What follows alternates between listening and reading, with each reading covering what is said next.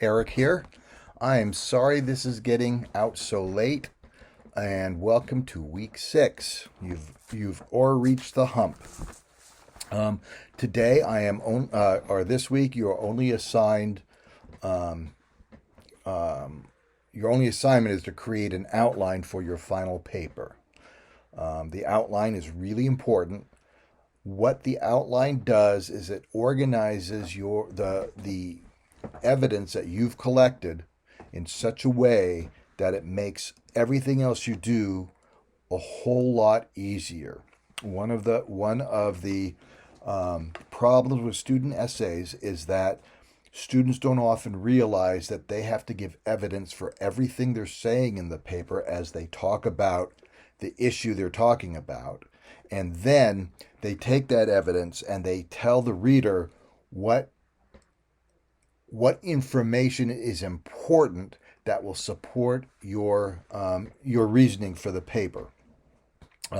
If you are writing an argumentative paper, you also need to include what other people say that don't share your opinion. If everybody shares your opinion, it is no longer an argumentative speech. So you need to find some evidence that supports that there are other ways of thinking about that. So don't think that you're not quite done gathering evidence yet, but the outline will reveal to you very specifically what kind of evidence you need, and then that makes it easier to find. So the outline is a part of the process that you should never skip. It's really important. So let me get to discussing that with you. I am just following the written assignment I gave you. I'm surprised that it's 3 pages long, but it is. And I interrupt myself several times in the instructions. All right. So there are 3 parts to the outline, just as there are 3 parts to the essay. There is the introduction, and this can be from 1 to 2 or 3 paragraphs for a paper this size. So don't feel obligated just to put all that information into one place, and that goes with the conclusion also. And of course, the body is always several paragraphs long. So within your introduction, you need to include a thesis statement, and that can be either at the beginning or the end of the introduction. It should be very clear, though. Don't write thesis statement ... and then write it. It needs to fit into the prose that you're writing, but it does need to go either at the beginning or at the end of what you're telling us. The second thing your introduction needs to do is it needs to give the reader historical context for what you're talking about. So if you're talking about vaccinations, you need to talk a little bit about what the overall problem is. You're going from the very general about your topic down to more specific arguments about a certain part of your topic. So in the beginning, in that introduction, you may need to go back to the evidence you collected that would support a general topic and not necessarily your specific thesis. But you need to tell the reader what they need to know about the topic that you're talking about before you get into the arguments about a specific topic. Okay, so with your paper, you're going to be going from the general to the specific. And this may be a point where you want to share what you're doing with someone else and get some feedback on it. You need to use evidence in your introduction. You can't just explain to us the context of your paper without showing us that yes, this is true through evidence. It's very few writers who have the standing in their own discipline to which they can write without providing evidence, and most of them do too, because that's part of the good writing. So you need to include evidence, so your thesis statement, and then your context with evidence. And then, so what I would do is in A, your introduction, you just put introduction, and then A would be your thesis statement, unless you're going to put it at the end. It's going to be the conclusion of your introduction because you've reduced the general stuff down to your specific argument. And so rather than put what you're going to say in your general statement, you want to put the evidence that you have. That way you know where it goes in your paper. Okay? That's the most important thing, that everything you say has evidence. When you get to the first draft, you're going to turn that into prose and include the quote or the paraphrase within that paragraph. But right now, I just want to know what evidence you have to support this general part of your essay. And then the next thing you're going to talk about is the significance of your thesis. Why should the reader read this paper? What is the interest that they should have that they take the time to read the rest of the paper? So significance is about how this thesis affects the reader themselves or your imagined audience. Okay, so those are three things that the introduction does.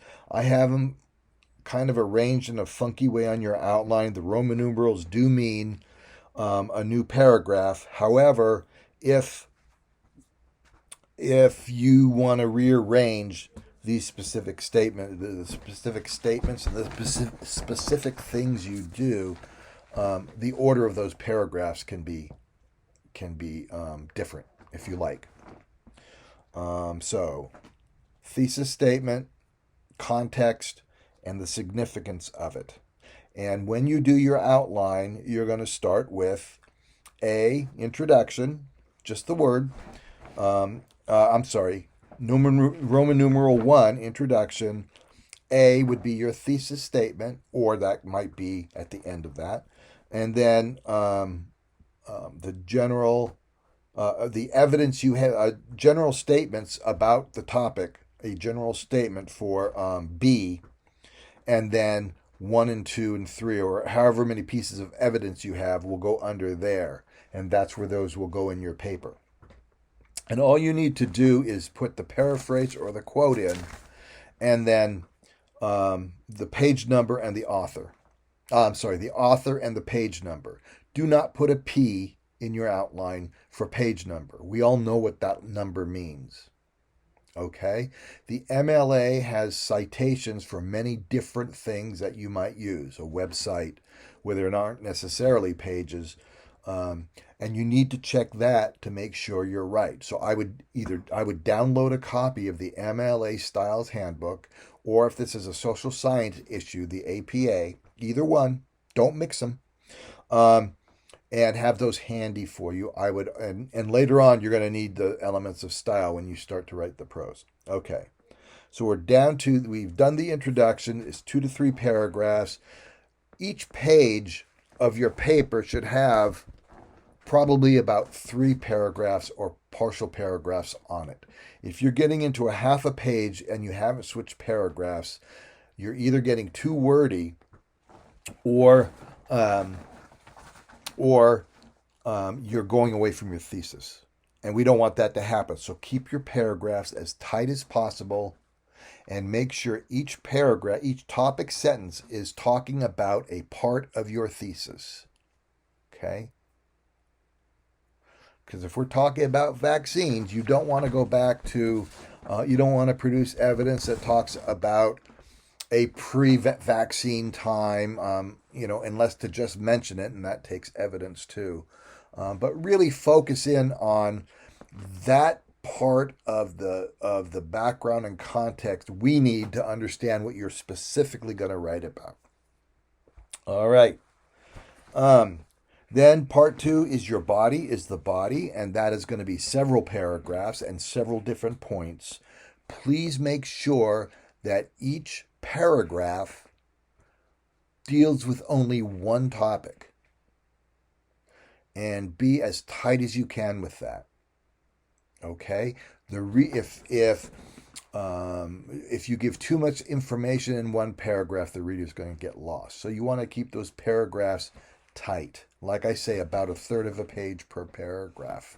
I'm not grading you on that because there are so many exceptions to that, but that's kind of what you're shooting for. Okay, so you're going to do your first point, your topic sentence, um, and then for the A, B, and C, or however many letters you have there, the body of that paragraph, you're simply going to put your evidence, directly quoted or paraphrased, with the author and the page number.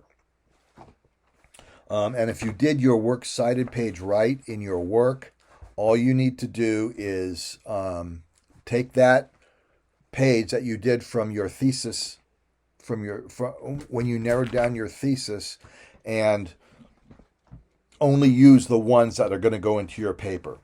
So you already have a works cited. You can also program your computer to create a works cited page in which you're going to put down all your references, and then when you put the last name and the page number, that will reflect right directly back to that works cited page.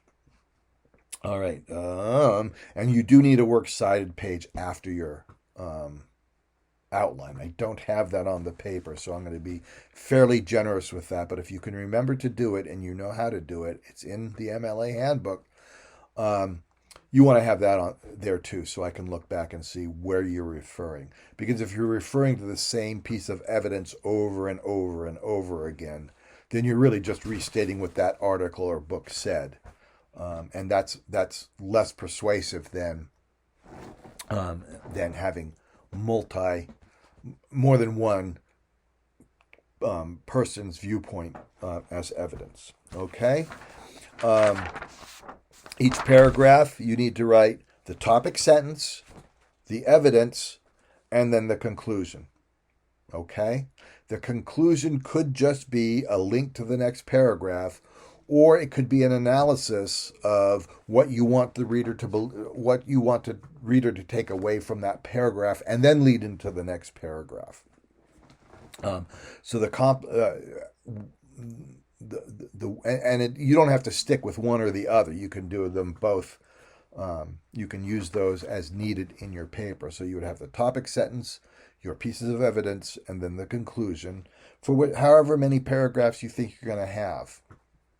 And we'll talk in a second about organizational structures. Then your conclusion to your paper should summarize the main point of each of those paragraphs. You don't need to put in conclusion at the beginning of your conclusion. You can simply start to summarize. So as we look at this issue, we see that many scholars have taken this point and then just paraphrase what those points are. You don't have to reintroduce the evidence. It's your analysis. And then treat that all in the same paragraph for the same thing. And again, the conclusion can be more than one paragraph if you feel that you need to do that. That's fine too. And then that paragraph is going to lead to the final conclusion of your paper, which is the last thing you're going to say in your paper. Okay? The main difference between what I'm asking you to do and what is generally done is that I'm asking you to put your evidence within there and not put in the prose you're going to use in the paragraphs. Okay, I hope that's all clear. If it's not, you need to email me or text me and let me know, and I can talk to you about it, and we can kind of figure out where the lack of communication is coming on my part. And finally, you need to look at the organizational structure that you're going to use, and there's many. I list them at the back of this assignment. That's actually the last page and a half of it. And these don't cover all of the organizational structures that you might use. They're just some popular ones. If you're going in a chronological order, you're probably not going to analyze anything till you get to the end of your paper. Cause and effect is another popular one. And I give you an example about that one.